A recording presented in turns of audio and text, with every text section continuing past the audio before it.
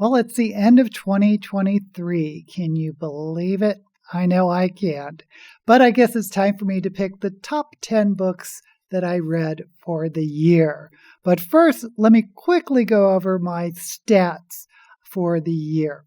This year I read 60 books, and I may read one or two more before the end of the year, but I know this number isn't as big as a lot of other booktubers or heavy readers, but 60 is a nice round number, so let's go ahead and choose from those.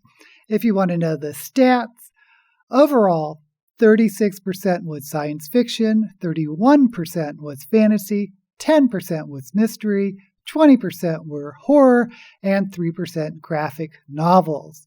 But that's a little bit misleading because it includes middle grade, and I'm trying to become a middle grade author, so I'm trying to read more middle grade. So if you break out middle grade and adult, and I'll put young adult and adult because I only really read a couple of YA books this year, but I read 42% middle grade and 58% adult. Middle grade, of course, is an age category from around 9 to 13, and of those middle grades, I read 48% science fiction, 20% fantasy, and 28% horror, and 4% mystery. Now, the science fiction is really big because I'm including all the Heinlein juvenile books. When Heinlein wrote those books, there wasn't a category for MG, middle grade, and YA, but I read them in middle school, and I think they're middle grade appropriate. So Heinlein juveniles are in middle grade. By the way, if you want to know my opinion of the Robert Heinlein juveniles, I did a whole video, which you can see up here. Please check it out. Anyway, of the adults, and again, this includes a couple of YA, I read 26% science fiction, 38% fantasy, 15% mystery, 15% horror, and 6% graphic novels. And I'll tell you right now, in the mystery category, they're almost all Flavia de Luce novels. I think I read one other, Good Girl's Guide to Murder, but Flavia de Luce is my mystery read. Anyway, let's get started with the countdown. This year is a tie. Is that cheating? I don't know, but I picked both of these books or these series that I started last year, and I kept reading them through this year, and that's, of course, the Final Architect series and the Flavia de Luce series, and they're both great. Final Architecture is a science fiction series by Adrian Tchaikovsky, and includes Shards of the Earth, Eyes of the Void, and Lords of Uncreation. Now, this is hard science fiction, and it features aliens as big as moons. It's the architects, and they look kind of like Death Stars, and they destroy planets, including the Earth. And so all sorts of species are running away from them, except for this one called the Hegemony, which look like giant clams. So there's lots of aliens, lots of points of view. The two that probably get the most screen time are Idris, who is a human who has been painfully modified to talk to the architects, and who is also somehow immortal. And then there's Solace, who, I believe her name is Solace. But anyway, she's a soldier from an all-female society of clones. The story involves solving a whole bunch of mysteries. Who are the architects? What do they want? How do we stop them? They apparently live in hyperspace, and as the story keeps unfolding and getting more and more in depth, it ends in this really interesting and, I think, satisfying conclusion. Now, if you haven't heard of Flavia de Luce by Alan Bradley, you don't know what you're missing. Yes, it's a mystery series. I think you'd call it a cozy, but the sleuth, the main character, is an 11-year-old girl named Flavia de Luce. And before you dismiss it as a children's book, think again. Flavia is a genius at chemistry. She's obsessed with death and an expert with poisons. It's set in the 1950s after World War II in England, where the de Luces, I guess they're an old moneyed family, but they're in decline. Her mother is dead. Her father's a bit of a recluse. Her sisters give the Cinderella stepsisters a run for their money. The voice in the writing, it's first person from Flavia's point of view. It's just delightful. Obviously, she's extremely precocious in the writing. The prose is gorgeous, I'd even say literary, but there are so many glimpses of the uncertain, love-starved child underneath. It's also a bit literary, maybe except for the first two books, but it doesn't follow the normal Agatha Christie type murder mystery formulas. For example, the last one I read, which is called The Dead in Their Vaulted Arches, the murder occurs in the first chapter, but then it isn't really picked up until you're over halfway into the book. It's also the novel that puts Flavia's life on a whole new trajectory, which I can't wait to find out where it leads. So I've read 6 novels so far. I believe there's 10 and one more coming out. I'm trying to stop myself from reading them all at once. Since they're my comfort reads, I just hold back and pick up a Flavia novel when I'm having a reading slump. I waffled on number 9, but I finally settled on the science fiction novel On Earth as It Is on Television by Emily Jane. This is a first contact novel that is absolute nuts. There's several POV characters, including an amnesiac, a teen girl who's super angsty, her middle-aged father who is going through some sort of midlife crisis, and cats. Yes, you heard me right, cats. This is one of those quirky, weird novels that has some great storytelling. Alien spaceships are in the sky, and our disparate characters are drawn on a journey of discovery of themselves and, of course, of the aliens. The publication of Legends and Lattes by Travis Baldree is such a great story in itself. It started as a light indie published book that everyone loved. It then got a major publisher, and it's now been nominated for the Nebula and Hugo. It's about a retired orc mercenary named Viv, who has given up her life of adventure to open up a coffee shop.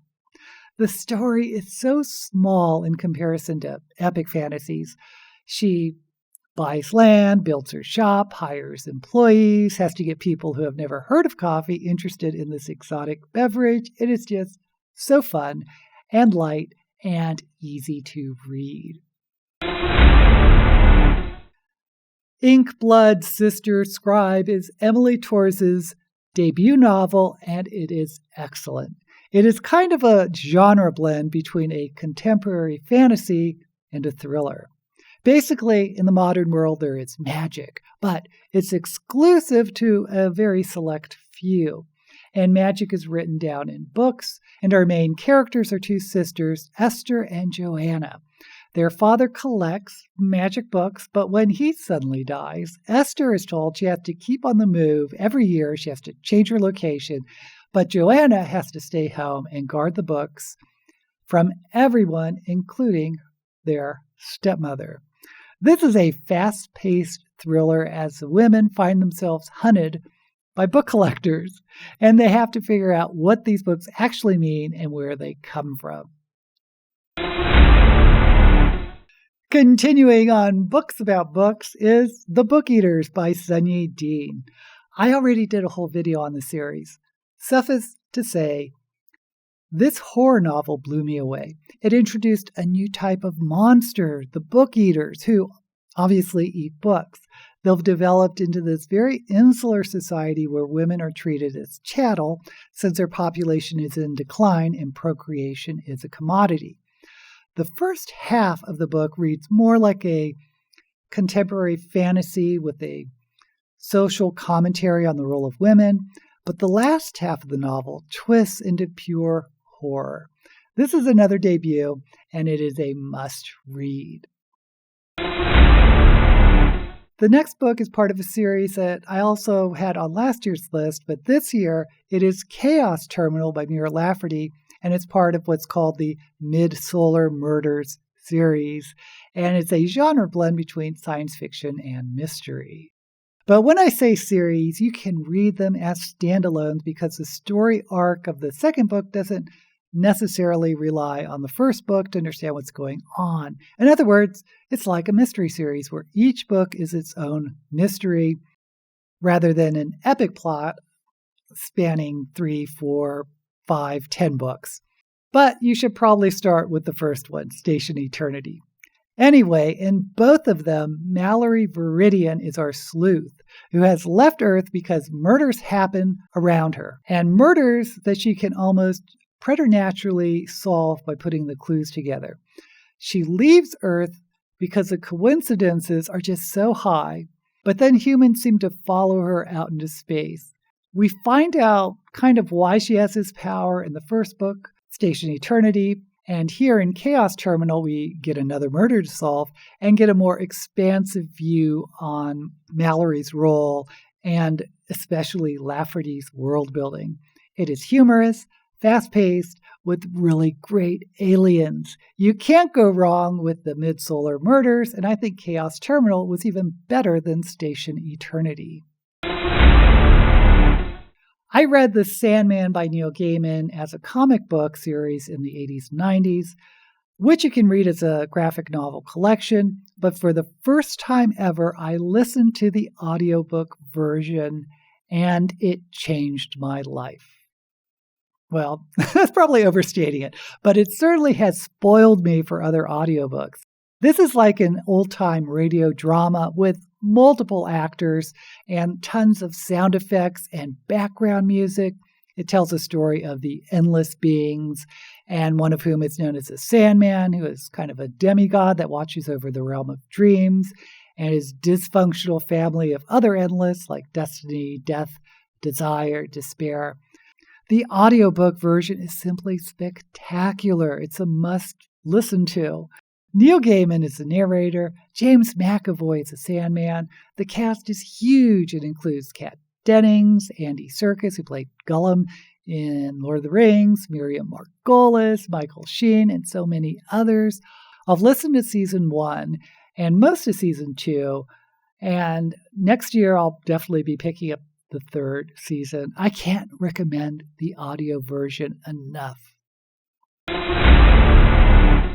T. Kingfisher is one of my new favorite authors of all time, and I read a bunch of her books this year. This list probably could have contained multiple T. Kingfisher books like A Wizard's Guide to Defensive Baking or Thornhedge, but I picked up Nettle and Bone to put on this list. It has just won the Hugo, and it's been nominated for the Locus and Nebula Awards. It reads like a fairy tale. Though it's not a retelling, maybe it's a mashup, but I didn't see it. But it takes the fairy godmother figure to new heights. Mara is the youngest of 3 princesses from a very poor kingdom, and she's been sent to live in a convent.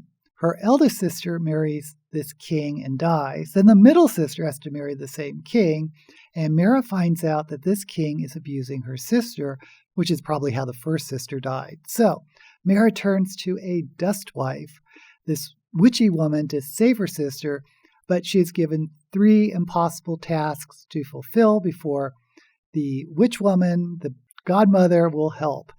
This book is dark, brutal, and, wait for it, funny. There's something about Kingfisher's prose that can even turn dark, disturbing situations into light reading. You really have to read it to believe it.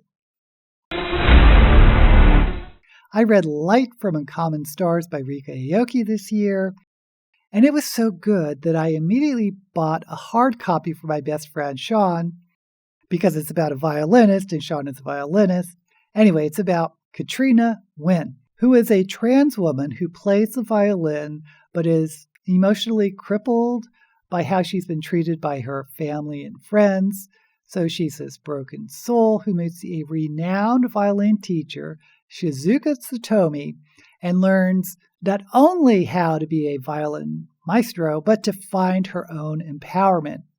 Sounds like a simple story, right? But what if I told you Shizuka is a demon looking for souls, or that Shizuka falls in love with a space alien who sells donuts? This is like on Earth as it is on television in terms of how offbeat the story is. It's more character-driven than plot-driven, but one of those novels that sticks with you, or at least it did with me, long after reading it.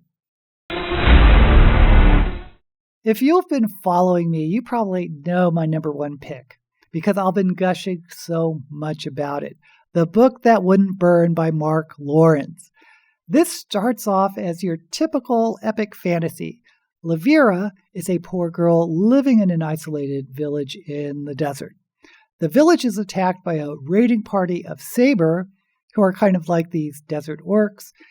And then Levira is rescued by a war party, and she then secures a place as a librarian in training. And the library is this Piranesi-like multidimensional structure that's the center of our story. We flip between Levira's point of view and the point of view of Ivar, who is a man trapped in the library with a group of very strange brothers and sisters. What starts off as a typical fantasy that is well-written and fast-paced fools you into thinking you know where the story is going because it has that typical fantasy beginning, at least for those of us who read a lot of epic fantasy, but then it gets weirder and weirder as the story evolves and, in my opinion, goes beyond the fantasy stereotypes we normally see. There are so many twists and turns, and throw in a bit of Narnia, and we end up with my favorite book of the year. Now, this is the first book in a series, so we'll see how it goes, but what a first book. And even though it is a series and the first book ends with some unresolved threads, I found the conclusion satisfying, so I didn't really feel like it left me on a cliffhanger, if that's important to you when you pick up a book in a series. Anyway, The Book That Wouldn't Burn is fantastic reading, and I think it's going to become a classic, at least if the series continues as the first one did. So those are my top 10 books of 2023. Do you agree? Disagree? Are there other books you would have put on the list? Let me know down in the comments. And while you're there, don't forget to like this video and subscribe to my channel. I have to say, I think 2023 was a great year of reading, at least for me. I hope it was for you too. And here's hoping 2024 is the same. Until we meet again, may all the books you read be blessed.